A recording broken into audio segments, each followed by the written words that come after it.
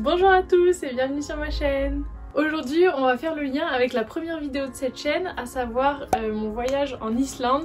Je vous mets le petit i juste ici si vous voulez aller la regarder si c'est pas encore fait. Je vais vous montrer un peu l'envers du décor par rapport à ce voyage, comment on s'est organisé, comment ça s'est passé sur place, etc. Et vraiment les petits tips à savoir avant de partir. C'est parti!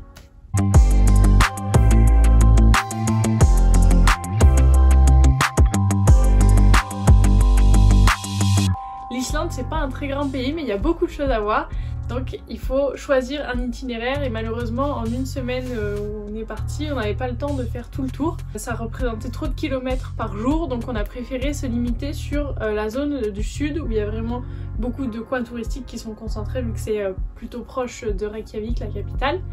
Et donc pour choisir cet itinéraire, on avait une carte partagée sur Google où chacun on mettait les points qu'on trouvait intéressants sur internet, et après on a choisi ensemble jusqu'où on irait en partant de Reykjavik, quel jour, combien de temps on allait voyager chaque jour et rouler chaque jour, et où est-ce qu'on allait choisir les hôtels.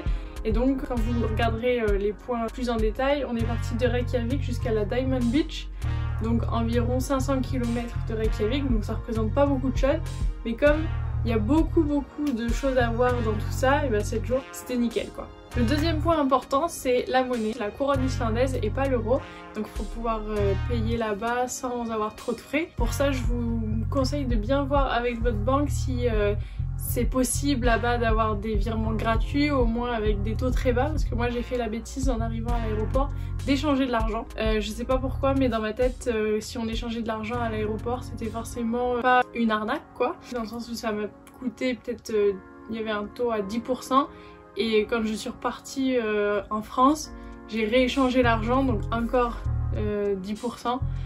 Donc vraiment c'était une très mauvaise idée. Et si vous partez entre amis et que vous avez tous des banques différentes, ça peut être intéressant de voir qui est la banque la plus intéressante au niveau des frais sur les cartes bancaires ou sur les virements. Et cette personne, vous arrangez au pire pour qu'elle paye tout pendant le voyage et que après vous remettiez les comptes à zéro arrivé en France.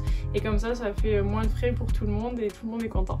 Et au niveau du partage dans l'argent, donc qui paye quoi, on a utilisé l'appli Tricount qui est assez connue maintenant.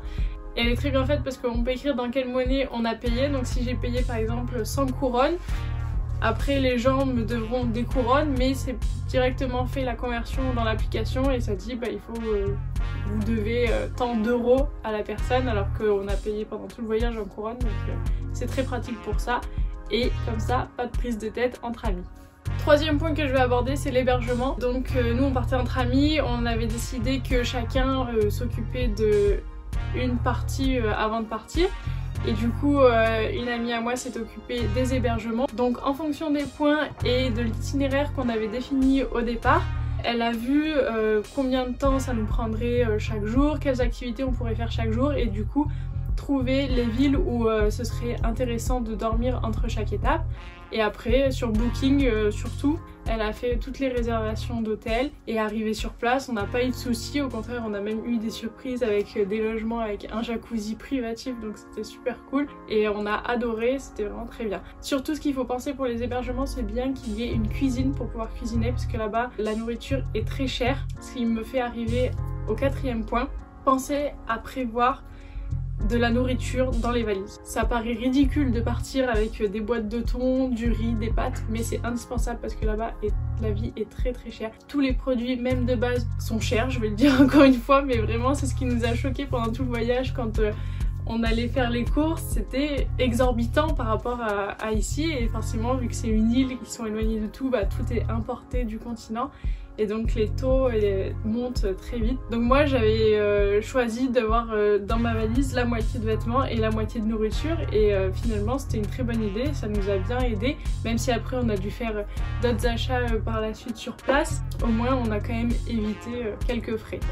Et le dernier point que je vais aborder c'est la location de voiture, parce que donc j'ai parlé de l'itinéraire, mais donc tout cet itinéraire on l'a fait en voiture qu'on a loué directement sur place en arrivant à l'aéroport. Donc la location de la voiture c'est moi qui m'en suis occupée, donc ça va être plus facile pour moi de vous en parler. J'avais fait beaucoup de comparatifs, je m'étais fait un petit tableau Excel J'avais comparé chaque site que je trouvais parce que c'est vrai que là-bas on peut penser aux sites qu'on connaît tous, Avis, Six, etc. Sauf que parfois il y a des frais supplémentaires et puis on se dit bah c'est un truc très connu, mais est-ce qu'il n'y a pas moins cher sur place avec une petite agence de location islandaise. Et à force de chercher, j'ai trouvé une agence de location qui s'appelait Jazeer. Et l'avantage par rapport aux autres, c'est que déjà la location de la voiture n'était pas trop chère et surtout on pouvait ajouter autant de conducteurs qu'on voulait sans frais supplémentaires, parce que parfois c'était une option payante, enfin quasiment tout le temps, alors que là on a pu se définir tous les 4 en tant que conducteur, donc s'il arrivait un souci on était tous les 4 protégés, il n'y avait pas de souci là-dessus, et ça nous évitait ainsi de la fatigue pour la personne qui aurait conduit toute seule tout au long du voyage. Donc avant de partir en Islande, je vous rappelle les points importants. Bien définir son itinéraire, se renseigner au préalable auprès de sa banque ou la banque des amis avec qui vous partez. Pensez à bien réserver tous les logements et s'assurer qu'il y a une cuisine pour pouvoir cuisiner avec la nourriture que vous aurez emmenée dans les bagages, au moins les produits de base. Et enfin, la location de la voiture, en regardant bien les assurances, savoir qui peut conduire et quand. Et là, je pense que vous aurez un voyage parfait. J'espère donc que vous embarquerez très prochainement pour l'Islande. Pour ceux qui ont déjà été, n'hésitez pas à partager votre expérience dans les commentaires, mettre un petit pouce si cette vidéo vous a plu, s'abonner à ma chaîne. Sur ce, je vous dis à la prochaine. Tchuss!